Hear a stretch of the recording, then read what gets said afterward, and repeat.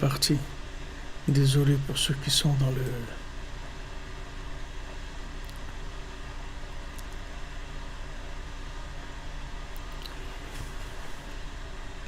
Désolé ceux qui sont sur Facebook, ça continue, mais YouTube ça a coupé. Amen, amen. La bracha, Bezat Hashem. Alors, si vous voulez, la façon de gérer le temps, c'est pas d'être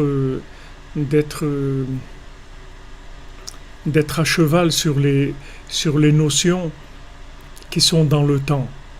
C'est-à-dire que si maintenant on est rigoureux sur les notions qui sont dans le temps, alors quand il va y avoir une évolution dans le temps, on ne pourra pas s'adapter, parce qu'il n'y a pas de possibilité de s'adapter, parce qu'on sait faire que dans ces conditions-là. On ne sait pas faire dans d'autres conditions. Dès qu'il y a d'autres conditions, on ne sait pas faire. Même si c'est un niveau de perfection, au contraire, plus on est dans un niveau de perfection, plus ça va être difficile. Les Breslevers à Ouman, quand il y a eu le communisme, alors il y avait plusieurs sortes de gens, des réactions des gens par rapport au communisme. Vous aviez dans Breslev des gens qui étaient des gens très engagés, des gens qui étaient très, très rigoureux, qui avaient une façon très, très forte, très rigoureuse dans leur service divin. Et ces gens-là, quand il y a eu le communisme, ils se sont cassés complètement, parce que du moment où le communisme il interdisait de faire la Torah, ils n'ont pas pu résister et ils ont été cassés. C'est-à-dire ce changement de temps, ce bouleversement qu'il y a eu, il les a cassés. Mais ceux qui étaient des gens plus équilibrés, c'est-à-dire des gens qui travaillaient et qui étudiaient aussi, qui priaient, mais qui travaillaient. Le fait que maintenant ils avaient l'habitude de vivre une vie qui était, si vous voulez, si on peut dire colorée, avec une partie de la journée étudiée et priée, et une partie de la journée travaillée. Maintenant, le fait qu'ils allaient travailler, c'est-à-dire qu'à un moment, ils quittaient l'étude et la prière pour aller travailler. Donc c'était un assouplissement du service divin. Maintenant, quand il y a eu le communisme qui est arrivé, ces gens-là, les gens qui ont tenu, c'est les gens qui étaient habitués à être souples dans leur façon de servir Hachem. Parce que quand il y avait eu ces interdictions-là, ils ont fait ce qu'ils ont pu. C'est-à-dire ils étaient obligés de travailler Shabbat, ils n'avaient pas le choix. C'était imposé par le gouvernement. Donc c'était ça ou la Sibérie. Et donc les gens, ils étaient obligés de travailler le Shabbat. Alors maintenant, quelqu'un qui était rigoureux, le fait de travailler le Shabbat, ça l'a cassé. Il dit c'est impossible que transgresser Shabbat, c'est quelque chose qui peut pas rentrer dans l'esprit de la personne. Donc puisqu'il a transgressé, alors il faisait plus rien puisqu'il a transgressé. Mais ceux qui avaient de la souplesse, quand ils finissaient leur travail, alors le temps qu'il leur restait, ils faisaient mincha, ils faisaient les souda shlishit, ils faisaient tout ce qu'ils pouvaient faire, ils le faisaient. Et pendant leur travail, s'ils pouvaient chanter les chants de Shabbat, ils chantaient. Ce qu'ils pouvaient faire, ils le faisaient. Ils attrapaient ce qu'ils pouvaient faire. Ça, si vous voulez, c'est la Torah assouplie. C'est-à-dire, quand la Torah elle est assouplie, elle est capable de traverser le temps, et c'est pas le temps qui va la casser.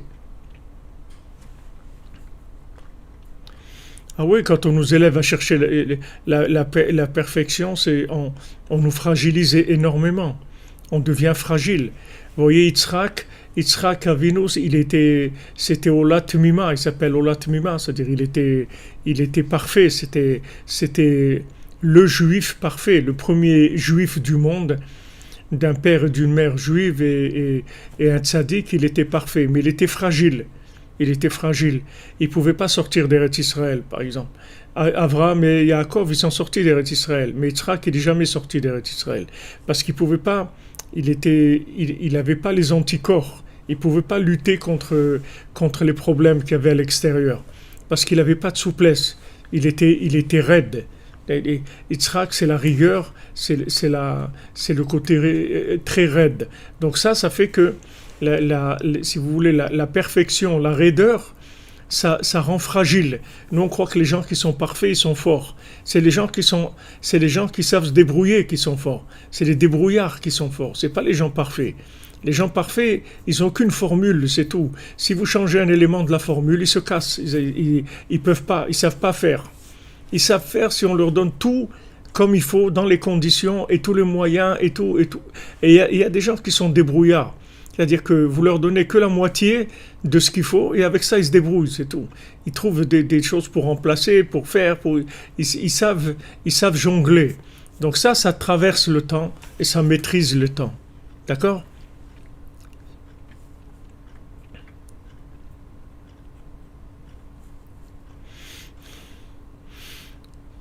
Voilà, rigide, de ne pas être rigide. Exactement, comme tu dis Stéphane. La souplesse, c'est la garantie de la longévité du service divin. Parce que comme on est souple, on va trouver toujours quelque chose à faire. On va rester branché tout le temps. Même si les conditions sont très difficiles et ne sont pas adaptées, on trouvera toujours quelque chose à faire. Mais si les gens ils demandent des conditions idéales, alors dès qu'il n'est pas les conditions idéales, ça y est, ils font rien.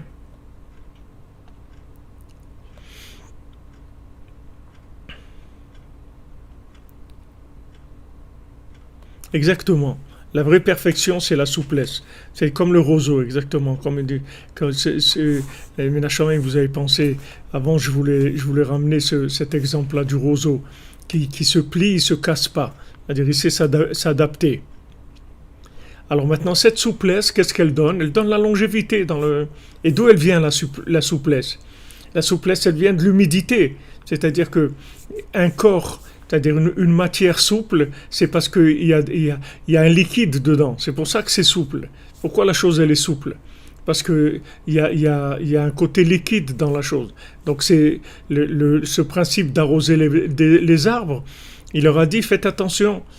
Vous pouvez faire ce que vous voulez, d'autres choses. Vous pouvez étudier, prier, faire des mitzvot, vous pouvez faire beaucoup de choses. Mais faites attention d'arroser les arbres. C'est-à-dire faites attention de rentrer de la souplesse dans votre vision des choses. Parce que si vous ne mettez pas de la souplesse, ça ne va pas tenir. Ça ne va pas tenir. Alors maintenant, vous voyez que les démons, de quoi ils s'alimentent? Les démons, ils s'alimentent du perfectionnisme, c'est-à-dire de la raideur. C'est de ça qu'ils s'alimentent, les démons. Puisqu'ils empêchent l'eau d'arriver à l'arbre. Ils savent que si maintenant l'arbre est arrosé, c'est leur faim. Qu'est-ce que ça veut dire que c'est leur faim? Comment maintenant, en assouplissant, ça va être la fin des démons? Comment on va gagner en étant souple? Alors que d'après la logique de Esav, quand tu assouplis, ça veut dire que tu as baissé de niveau.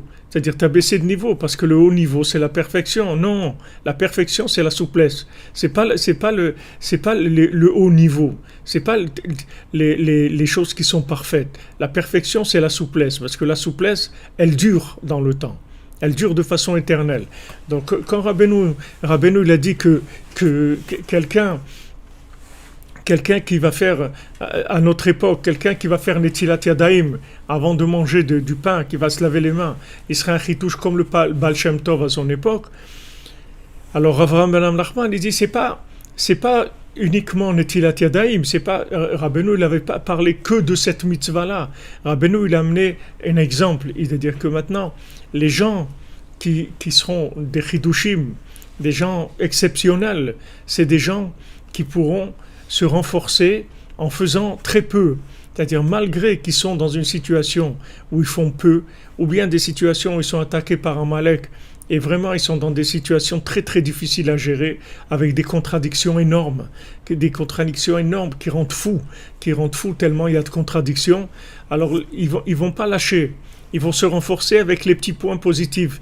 Ils vont dire, j'ai fait une Netilat Yadayim, bon Hachem, j'ai fait une tzedaka, j'ai fait un peu de psaume, j'ai fait un peu de bodédout, j'ai fait un peu des chaussures à trois coins. Wow, elles sont super, les chaussures à trois coins. J'ai fait un petit peu de ça. Et avec ça, ils vont tirer de la joie, de la vitalité. Ça, c'est les générations messianiques. Ça, c'est l'attitude messianique. Parce que plus on arrive à la fin, et plus on a besoin de miséricorde, on a besoin d'aide d'Hachem. Donc maintenant, si on a besoin de miséricorde, ça veut dire du moment où on passe sur le côté miséricorde, c'est-à-dire on va switcher sur le côté mendiant, les 7 mendiants, c'est-à-dire on va devenir des demandeurs à Hachem, des demandeurs d'aide en permanence. On va demander de l'aide à Hachem, et c'est ce qu'Hachem veut. Hachem, il veut qu'on lui demande de l'aide. Hachem, il veut qu'on prie, qu'on lui demande pour chaque chose. Donc maintenant, si on est demandeur d'aide, ça veut dire qu'on est dans une situation où on n'a pas le pouvoir. C'est-à-dire on n'a pas du tout le pouvoir de la perfection. Parce que si on est parfait, on n'a besoin de personne. Pourquoi on va demander à Hachem de nous aider? Si quelqu'un il est parfait, il n'a pas besoin d'Hachem. Qui est-ce qui a besoin d'Hachem? Celui qui a des problèmes, il a besoin d'Hachem. Celui qui est parfait, il n'a pas besoin. Peut-être il va dire merci à Hachem, mais il n'a pas besoin parce qu'il est parfait. Donc maintenant, des gens parfaits, ça n'existe plus. C'est une notion qui ne va plus exister dans le monde, qui n'existe plus déjà et qui existera de moins en moins. C'est-à-dire il va y avoir de plus en plus de gens imparfaits. Maintenant, dans ces gens imparfaits, les gens qui vont savoir se renforcer dans leur imperfection par les points positifs, c'est ceux-là qui vont tenir. C'est ceux-là qui vont arriver. Maintenant, voilà, nous, on est dans la cordonnerie. Bon, Hachem, on est là, Chatzot, on est là, on fait des choses qui sont très élevées. C'est-à-dire, d'étudier les Sipurim Asiot dans Chatzot, c'est le top du top. C'est de tous les tzadikim. C'est des choses très élevées. Maintenant, si quelqu'un nous voit de l'extérieur, il va dire, mais attends, tu fais quoi là? C'est comme si quelqu'un il a le haut du costume, il a un smoking là, c'est-à-dire le haut il est parfait avec le nœud papillon, les trucs impeccables et tout, et quand vous regardez en bas, il est en Bermuda, c'est-à-dire attends, et en savate, il dit mais il y a un problème là, tu fais quoi là? Au lieu d'avoir un super smoking en haut et tout, achète-toi un habit moyen, mais au moins que tu sois habillé entièrement. Mais là t'es en Bermuda, tu as le haut, c'est un smoking, et le bas, tu es à la plage, là. C'est quoi ton truc? C'est-à-dire qu'on se fait attaquer par la logique du perfectionnisme. C'est-à-dire on nous dit, attends, mais si tu fais Chatzot, tu sais ce que c'est Chatzot, tu sais le Zohar, qu'est-ce qu'il dit sur Chatzot? C'est quelque chose d'extraordinaire, de très élevé. Alors comment tu fais maintenant? Comment tu fais Chatzot alors qu'à côté tu as des trucs vraiment qui laissent aller vraiment terribles? Alors c'est quoi ton truc là? Tu fais quoi là? C'est-à-dire voilà, on est attaqué par la mentalité du perfectionnisme, des gens qui cherchent la perfection. Mais si maintenant vous réagissez en disant mais justement, tu comprends pas ce que comme moi, j'arrive pas à tout faire. Alors je prends les choses les plus fortes, les plus importantes, et je les fais de tout mon cœur. Et avec ça, je prends tout. Avec ça, je prends tout. Rabbeinu dit celui qui fait Hitbodedut, celui qui fait Chatzot, il répare tout. Il va arriver à tout avec ça, avec Chatzot et Hitbodedut. Il va arriver absolument à tout. Il n'y a rien qui... Mais seulement le chemin, c'est qu'il commence avec des chaussures à 3 coins. Maintenant, les gens ils venaient se moquer de lui, de ce cordonnier-là. Ils se moquaient de lui. Ils disaient, mais quel fou celui-là, regarde les chaussures qu'il fait. Des chaussures à 3 coins. En plus, il est joyeux toute la journée. Il chante, il danse, mais c'est vraiment un imbécile heureux. C'est vraiment l'imbécile heureux. Et lui, il savait qu'il était la risée des gens. Mais il savait que lui, en fait, eux ils étaient plus de la risée par rapport à la vérité que lui. C'est-à-dire, eux, ils faisaient plus pitié que lui, en fait. Parce que lui, même s'il faisait des chaussures à 3 coins, mais le principal, c'est qu'il était joyeux. Parce qu'il faisait quand même des chaussures, même s'ils étaient à 3 coins, mais c'était des chaussures quand même. Maintenant, de là, il est devenu gouverneur sur tous les gouverneurs. Mais il a commencé avec quelque chose qui était très, très bancal. Alors maintenant, si vous voulez, la Torah de Esav, elle nous attaque sur la perfection. Il dit, ouais, mais attends, tu fais des choses, tu vas prier au Kotel, ou tu vas au Man, et tu vas chez Rachel Imenu, chez Rabbi Shimon Bar Yochai. Mais on voit d'un autre côté, tu as des trucs vraiment qui laissent à désirer, là, et on nous attaque. Mais maintenant, quand on nous attaque, c'est pas pour nous faire avancer, c'est pour que le peu qu'on fait, on le fasse plus. C'est ce qu'il dit Rabbeinu. Il dit, quand on t'attaque qu'on te fait sortir des contradictions, c'est pas pour te faire avancer, c'est pour que c'est pour qu'il n'y ait plus de contradictions, c'est-à-dire que tu fais plus rien. Comme ça, il n'y a pas de contradiction. C'est-à-dire le gars, il vient en voiture Shabbat à la synagogue, ou bien Chaz Shalom le Shabbat, il fume. Donc on lui dit, écoute mon ami, tu choisis, ou tu fais Shabbat, ou tu fumes, mais faire kiddush et aller à la synagogue, et aussi fumer, ça marche pas ensemble. Donc choisis ton camp. Alors celui qui a pas la force d'arrêter de fumer, qu'est-ce qu'il va faire? Il va plus faire Shabbat, c'est tout. Voilà, c'est ça qu'ils veulent, en fait. C'est que en montrant la contradiction, il veut que la personne elle se casse complètement, c'est-à-dire qu'elle se soit complètement soumise à l'aléa du temps et que c'est le temps qui a gagné, c'est-à-dire qui est arrivé à détruire le bien qu'il y avait dans la personne.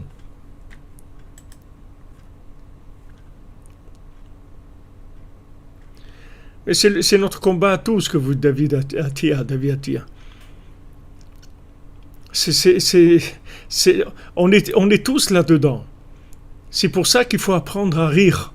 Il faut s'apprendre à se faire des chatouilles, à rire, à danser. Et il faut regarder ce qu'on arrive à faire.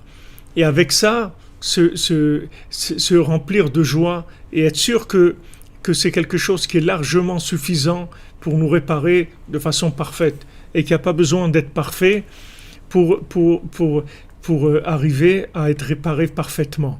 C'est-à-dire même avec un petit peu, on peut arriver à une réparation totale. Quand Rabbeinu dit Tikkun HaKlali, c'est la réparation générale. Alors les gens disent quoi en disant ces 10 psaumes-là, c'est-à-dire ça prend un quart d'heure, avec ça répare tout, oui, ça répare tout. Alors les gens ils pensent que non, pour réparer tout, il faut faire des choses très dures, c'est des travaux forcés, il faut aller au bagne pour réparer. Non, c'est pas ça. La vérité, c'est pas ça. Le Emet Le'amito, c'est pas ça. C'est que dans le contexte dans lequel on vit aujourd'hui, le petit peu, c'est pas un petit peu. Il est énorme, ce petit peu. Parce que dans le contexte du temps, puisque maintenant, on est dans un facteur temps. Maintenant, la qualité de l'époque dans laquelle on vit, c'est-à-dire sa qualité, si vous voulez, son atmosphère générale, c'est une atmosphère de fou complet, c'est-à-dire on vit dans un monde de fou complet, c'est-à-dire ça n'a rien à voir avec le monde comme il était à l'époque du Baal Shem Tov ou de Rabbi Shimon ou de Rabbeinu ou bien du Chavetz Chaim, c'est-à-dire on est dans un monde de fou. Et maintenant, quand on est dans ce monde de fou, le bien, il monte en valeur, c'est-à-dire il prend beaucoup de valeur, parce qu'il est rare, donc il prend beaucoup de valeur. Donc maintenant, si on sait valoriser le peu qu'on fait, même si on a des contradictions, et on a tous des contradictions, c'est obligé, parce que la génération, elle est comme ça. Et il ne faut pas vous inquiéter, ne croyez pas qu'il y a des gens parfaits dans notre génération. Il n'y a que des cordonniers, il n'y a que des gens qui bricolent, c'est tout. Il y a des gens parfaits, il n'y en a pas. Il n'y a que des gens qui font du bricolage, c'est tout. Ils bricolent, ils font des chaussures à 3 coins, c'est tout. Voilà, exactement comme vous dites, Mademoiselle Frima. Voilà. On fait des cours de Torah, on est réveillé à 3 heures du matin. De quoi on parle? Des brosses à dents et des chaussures à 3 coins. Mais les gens qui voient ça, ils vont dire mais c'est un asile, ces gens, ils sont fous, de quoi ils parlent? Ouais, les gens nous prennent pour des tarés. C'est mamache.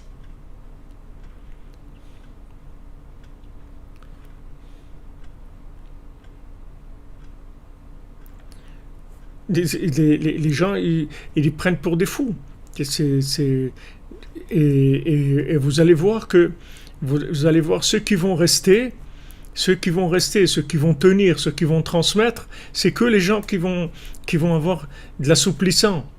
Les gens qui vont mettre de l'assouplissant dans la lessive, c'est que ceux-là qui vont tenir. Ceux qui mettent pas d'assouplissant, ils vont pas tenir. Ça va être trop sec, trop raide.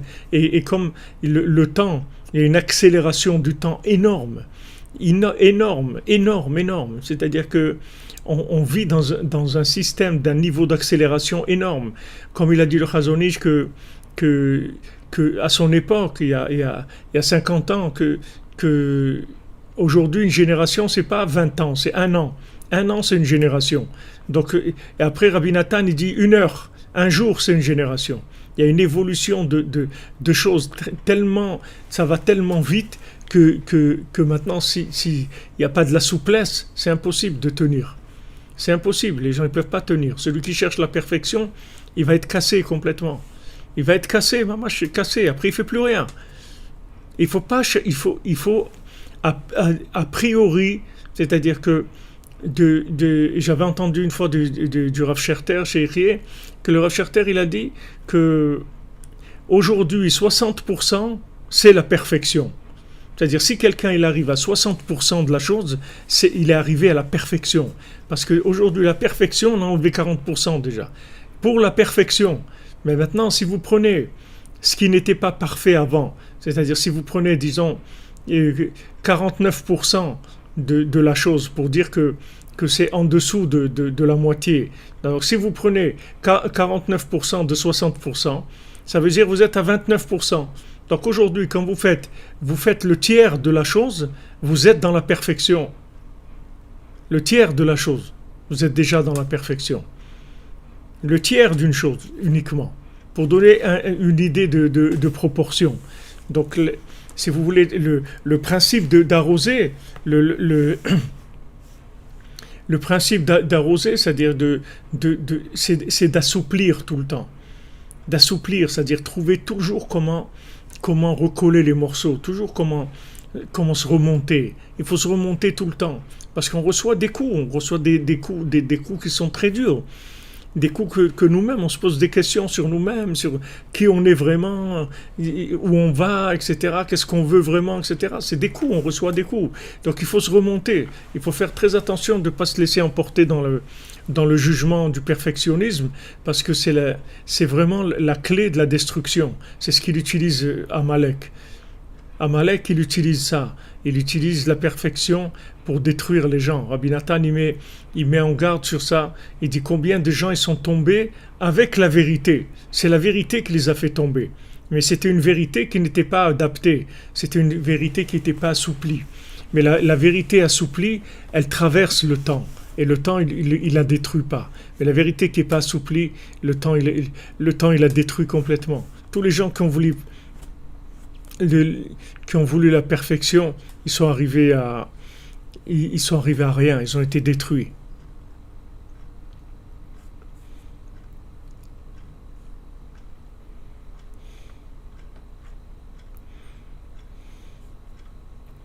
Exactement, le peu qu'on fait, ça va avoir une influence sur l'ensemble du temps, tout à fait. Ouais, exactement, c'est du ribouille or de vouloir la perfection. C'est fini, ça n'existe plus. Ça n'existe plus, c'est tout. C'est comme des choses qui n'existent plus, c'est tout. Il y a des choses matériellement qui n'existent plus dans notre époque. Alors, il y a la perfection, c'est une notion qui n'existe plus. Donc, ça y est, on passe à autre chose, c'est tout.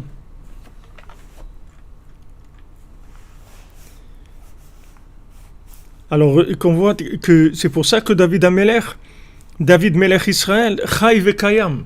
C'est pour ça que David Melech Israël, il est vivant et il se maintient.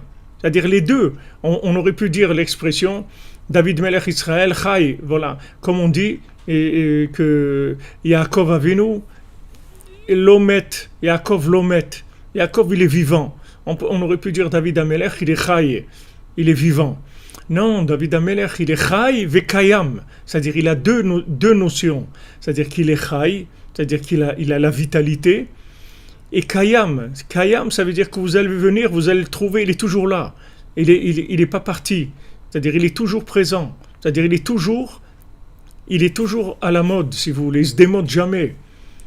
Il fonctionne sur tous les modes. Il n'a aucun problème. Il n'est jamais démodé, David Amelech. Jamais. Parce que si vous voulez sa vitalité, son souffle divin, il lui permet de s'adapter à toutes les situations et de garder la vitalité, peu importe comment est la situation, il va toujours être là. Donc il est Chai Vekayam. Il y a les deux notions. C'est-à-dire il y a la vitalité et il y a le maintien. Kayam, ça veut dire qui se maintient. Kayam, c'est les pieds, c'est-à-dire il se maintient. Il a des assises. Mais ces assises, elles ne viennent pas du tout de la perfection. Les assises, elles viennent justement du fait qu'il sait que quand il fait un petit peu, c'est très bien. Alors ce petit peu là, ça suffit pour lui donner de la vitalité et de la joie, et ça lui permet de continuer. Mais si maintenant vous lui dites il a 2 sur 20, alors 2 sur 20, ça vaut rien, il est éliminé. Il dit ça vaut rien ce que j'ai fait. Non, ça c'est faux.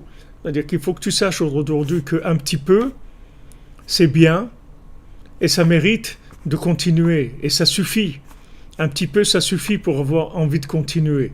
Un petit peu de bien, c'est quelque chose d'extraordinaire. D'être conscient aujourd'hui de la présence divine, d'avoir la possibilité de connaître un tzaddik comme Rabbi Nachman, de se brancher, de faire ses conseils, c'est un cadeau énorme. C'est un cadeau énorme de pouvoir. Maintenant, même si on est loin, très loin de la perfection, on s'approche même pas de la moitié de la perfection. Mais, Baruch Hashem, on est sur le chemin. On est sur le chemin. Maintenant, à la vitesse où on roule, peut-être on avance à la vitesse des escargots, mais on est sur le chemin. Chaque millimètre qu'on fait, on est sur le chemin déjà. On vit sur ce chemin-là. On est dedans. On est kayam. On est dans le chemin. Et on avance à la vitesse avec ce qu'on peut. Et ce qu'on peut, c'est énorme aujourd'hui, avec la folie qu'il y a autour de nous. C'est énorme. C'est un cadeau énorme d'arriver à ça. Alors c'est pour ça qu'il est chai vekayam.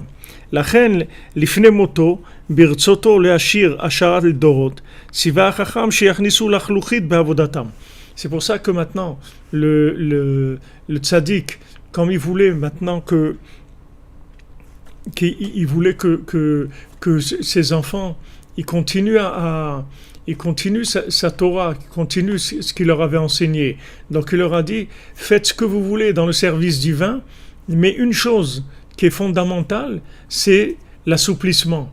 Ça, il faut mettre de l'assouplissement. Vous pouvez pas faire Avodat Hashem sans assouplir. Sinon, ça va se casser, vous n'allez pas arriver. Chez Alidezé, Yela Kiyum Ledorot. Que ça va permettre de se maintenir pour les générations, c'est-à-dire pour l'éternité, ça va rester. Donc il leur a conseillé ça, il leur a dit voilà, vous assouplissez votre service divin, mettez de la souplesse dedans. Et avec ça, vous allez voir que ça va marcher, vous allez pouvoir continuer. Même si vous tombez, vous allez vous relever. Mais quelqu'un qui est parfait, quand il tombe, il ne se relève plus. Il ne peut pas se relever. Parce que pour lui, c'est ou la perfection ou rien, c'est tout. C'est-à-dire pour lui, la chose, elle n'existe que si elle est parfaite. Donc comme il va pas arriver à la perfection, donc il va rien faire du tout. C'est à ça qu'il va arriver. Que sa perfection, en fait, elle va le détruire.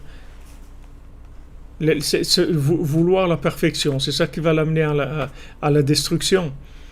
Alors les démons, eux, c'est comme ça qu'ils travaillent. C'est-à-dire les démons, ils poussent les gens à la perfection.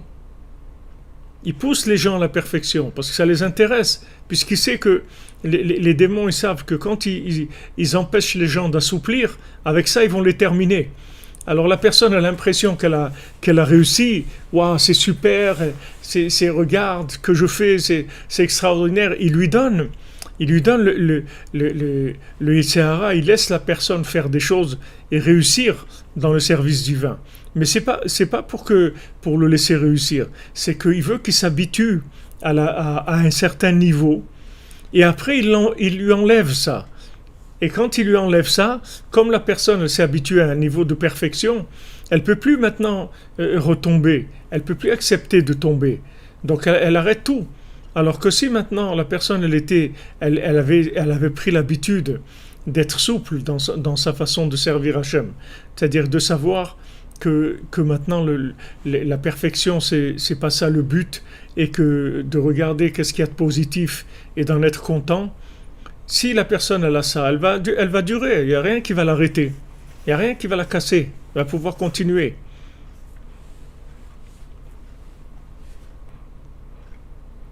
Non, il ne faut plus demander aux enfants, au contraire aujourd'hui, il faut dire que les enfants, au contraire, il faut les encourager, c'est tout. Il n'y a pas de perfection. Il n'y a pas de perfection du tout. C'est une notion qui n'existe plus. La perfection, c'est une notion qui n'existe plus dans la réalité. C'est cinématographique. C'est des maquillages de Hollywood. Mais ça n'existe plus dans la réalité. Tout ce que vous voyez dans les films, ça n'existe pas. C'est pas de la réalité.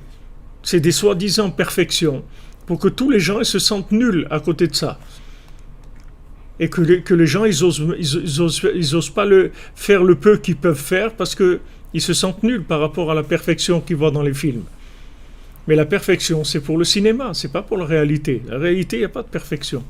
Les gens qui cherchent la perfection, c'est de faire un petit peu. Un petit peu, c'est ça la perfection d'aujourd'hui.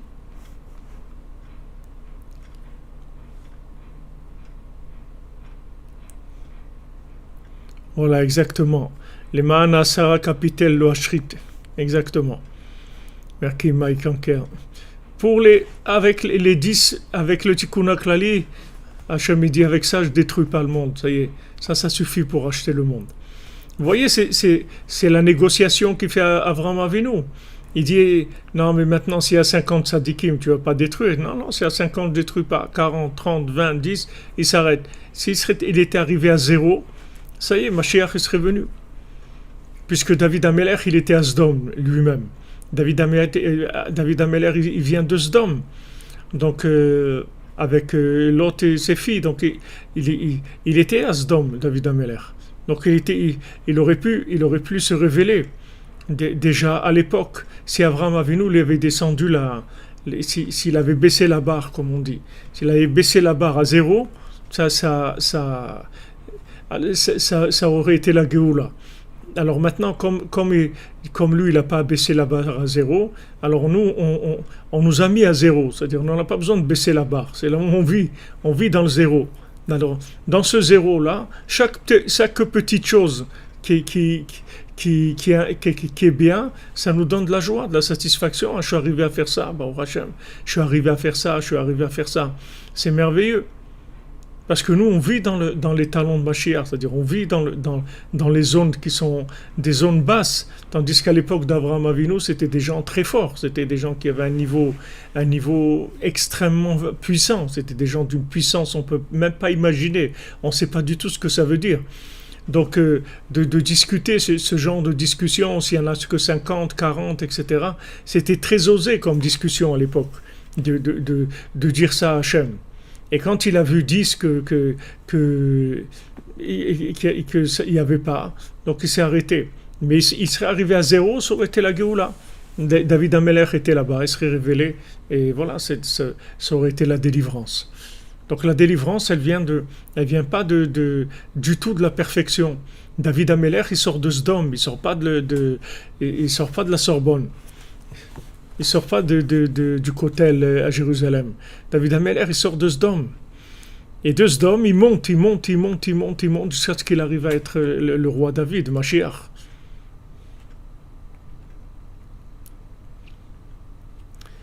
Merci Christophe Zahir, merci pour cette tzedaka et tes paroles réconfortantes. Je te bénisse.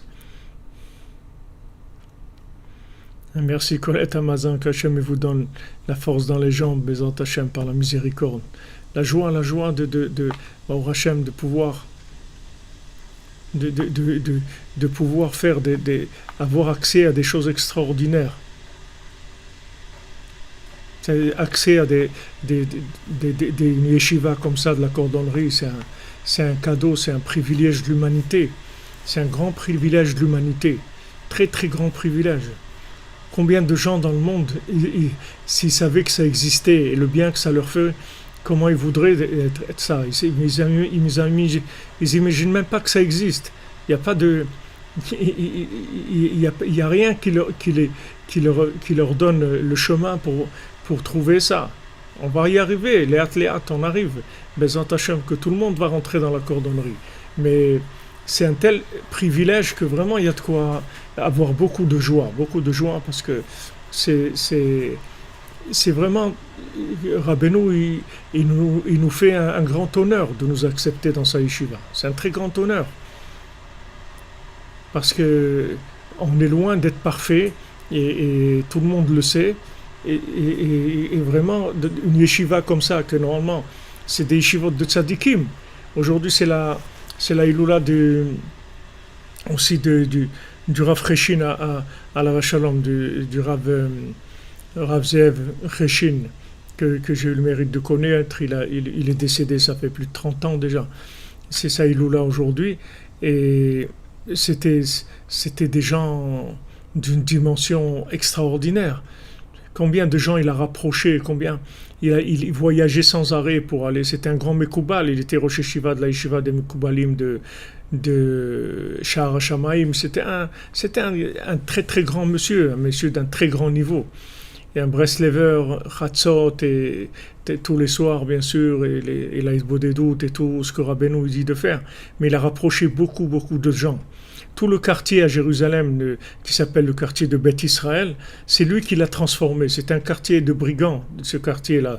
C'était qu'il n'y avait que des brigands là-bas.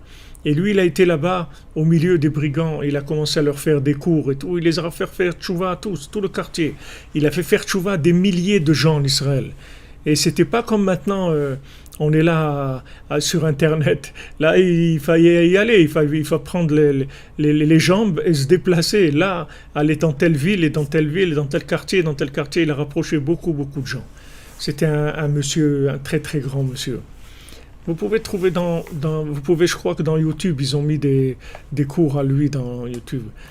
Rav Cheshin. Vous cherchez Rav Cheshin, vous allez voir c'est un homme d'une très grande dimension. Et il s'occupait d'arroser les arbres. Il allait tout le temps rapprocher des gens. Il a fait que ça toute sa vie. Il avait une Ahavat Israël extraordinaire. C'est-à-dire qu'il sortait les gens qui se trouvaient dans des niveaux terribles. Il allait là-bas et il leur parlait de Rabbeinu, il leur parlait d'Hachem, il leur parlait de Chatzot, il leur parlait de... C'était un homme qui avait qui inspirait beaucoup de crainte. C'est-à-dire quand on le voyait, il émanait une crainte d'Hachem, c'est-à-dire une inspiration d'un très haut niveau. Très haut niveau.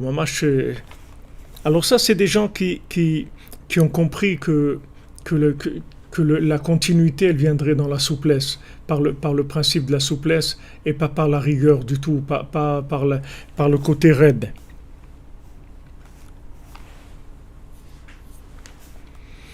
Alors après, il dit Aval bazet tishtadlu lashkot ilanot.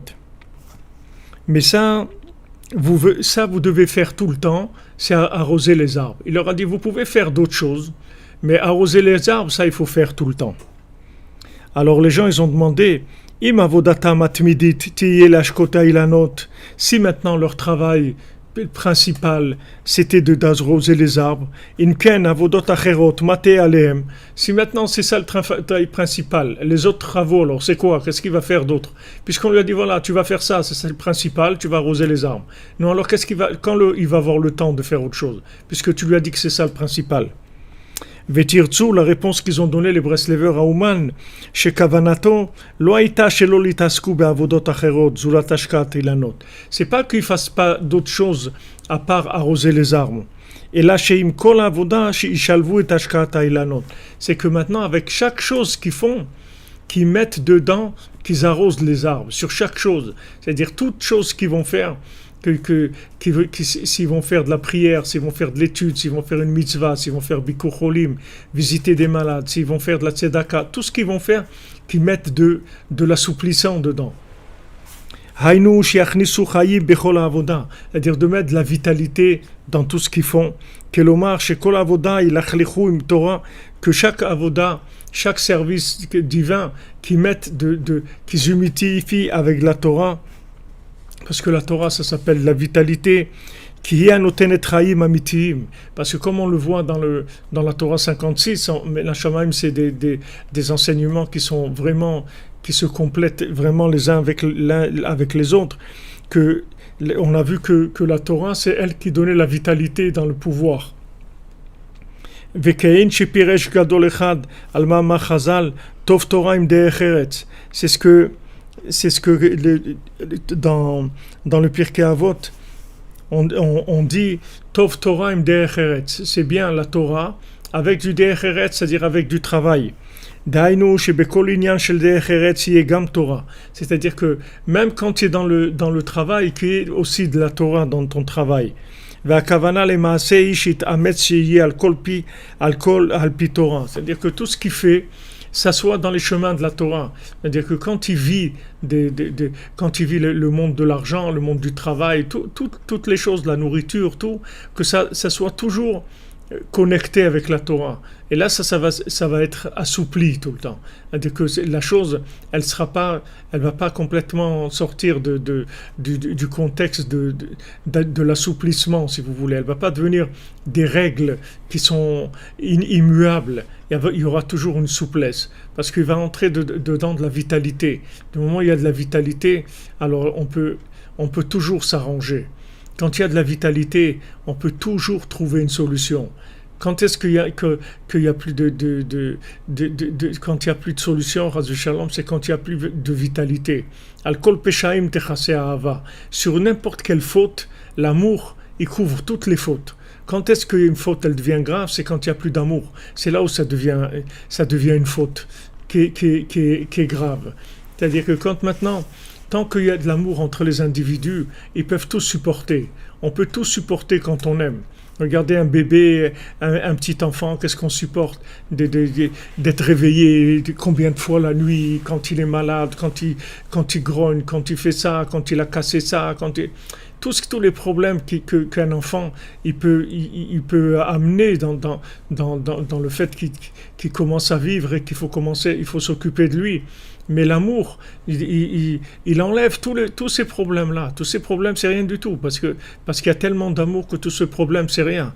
Mais quand maintenant il y a une baisse dans l'amour, c'est ça où le problème il commence à être important.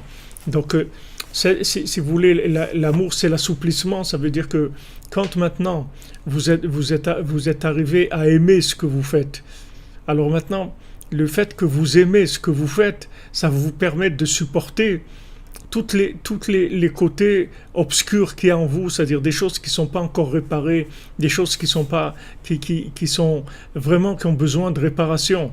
Mais le fait qu'il y a des contradictions, des choses en nous qui doivent être réparées, ça ne va pas nous casser, parce qu'il y a tellement de vitalité, d'amour dans le peu qu'on fait, que ça va permettre de supporter tous les défauts qu'il y a à côté. Bien qu'on a des défauts à côté, mais ça ne va pas nous casser. Tandis que si maintenant, ce qu'on fait, on le fait de façon sèche, alors ça n'a pas la force de pouvoir dépasser les défauts. Après, les défauts, c'est comme des gens qui s'aiment pas, vous voyez, qui sont là en train de chercher toujours la petite bête. Qu'est-ce qui va pas? Ouais, pourquoi tu as fait ça? Pourquoi tu as dit ça? Pourquoi c'est pas comme ça? Pourquoi? C'est-à-dire tout le temps, c'est de la critique sans arrêt. Parce qu'il n'y a pas d'amour. Alors il y a que de la critique. Mais en nous, c'est la même chose. C'est-à-dire que si maintenant le peu qu'on fait, on le fait pas avec de l'amour, alors on n'a pas la force de supporter les problèmes qu'il y a à côté. Mais si maintenant le peu qu'on fait, on a de l'amour, alors ça nous donne la possibilité de supporter toutes les contradictions, tous les défauts qu'on a. Comme Torah nous dit, qu'est-ce que c'est un riche? C'est quelqu'un qui est joyeux de ce qu'il a. C'est ça un riche. Un riche, c'est pas quelqu'un qui a beaucoup de choses. Parce que quelqu'un il peut avoir beaucoup de choses et il n'est pas joyeux. Il n'est pas joyeux. Maintenant, quelqu'un qui se contente de ce qu'il a, c'est ça un riche. Parce que le fait que maintenant, le peu qu'il a, même s'il a un petit peu, mais ce petit peu-là, il en est joyeux, il aime ce petit peu qu'il a. C'est ça la richesse, parce qu'il n'y a plus de manque après. Même les problèmes, c'est plus des problèmes. Parce il y a toujours une solution. Quand on aime, il y a toujours une solution. Quand est-ce qu'il n'y a pas de solution, c'est qu'on n'aime pas. Mais quand on aime, il y a toujours une solution. Il y a toujours une façon de s'arranger.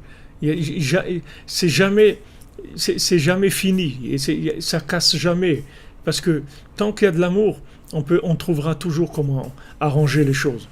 Mais quand il manque l'amour, alors les choses, c'est ça le vrai manque. Donc quand on nous dit d'arroser, ça veut dire que il faut s'efforcer d'aimer ce qu'on fait, c'est-à-dire de mettre son cœur dans ce qu'on fait, de faire d'abord la chose au niveau où on peut la faire, de manière qu'elle nous soit agréable, qu'on la fasse avec plaisir, avec joie. Et ça donne la force après de pouvoir supporter toutes les contradictions qu'on peut avoir en nous.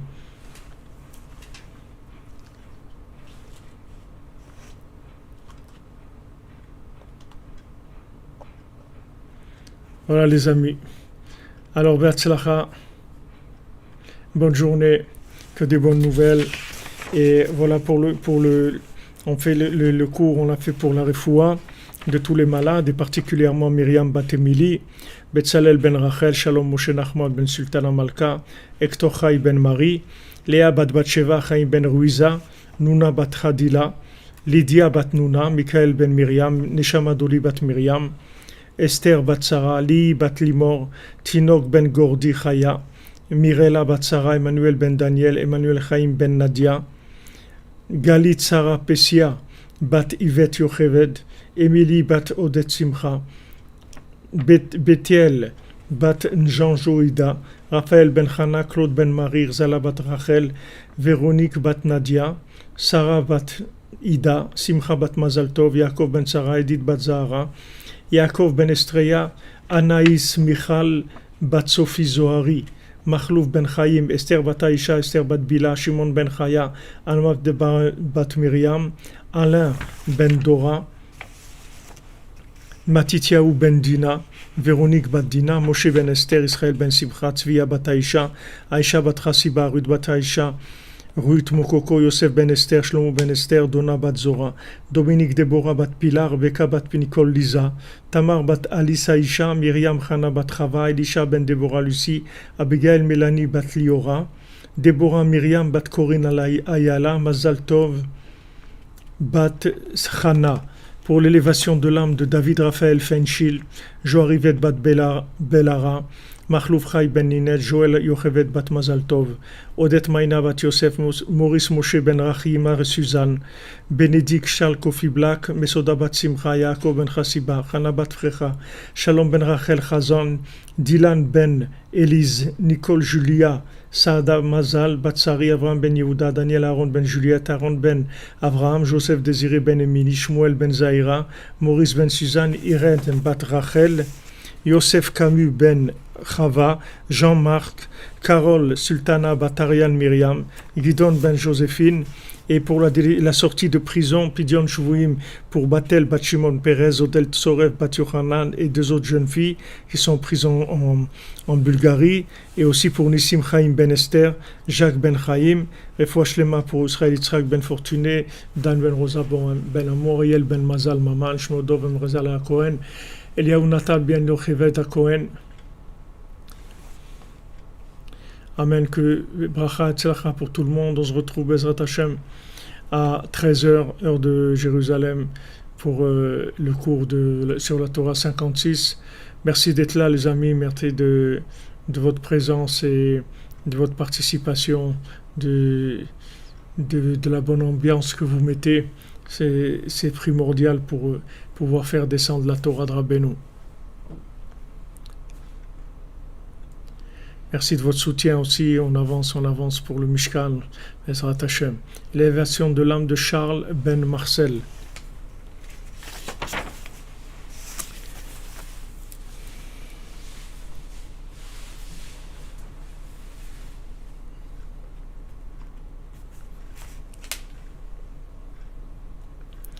Amen, amen. Amen, merci pour vos bénédictions à tous, à toutes. Voilà, pour toutes les neshamot, toutes les âmes connectées, Ashrenu. On ne se rend même pas compte de ce qu'on est en train de vivre, je vous promets. C'est tellement puissant, c'est tellement beau. Aussi, c'est quelque chose de merveilleux. C'est comme si on était en communication avec l'autre monde. C'est la même chose. C'est le même. C'est un niveau de perfection dans la communication qui est énorme. Regardez, on arrive à communiquer qu'on n'est pas présent, on ne sait même pas où ils sont les gens. C'est des âmes qui sont là, elles sont partout dans le monde et elles communiquent d'une façon tellement... Il y a tellement de connexions comme ça, c'est quelque chose de merveilleux. C'est vraiment messianique, c'est plus que messianique, c'est post-messianique même.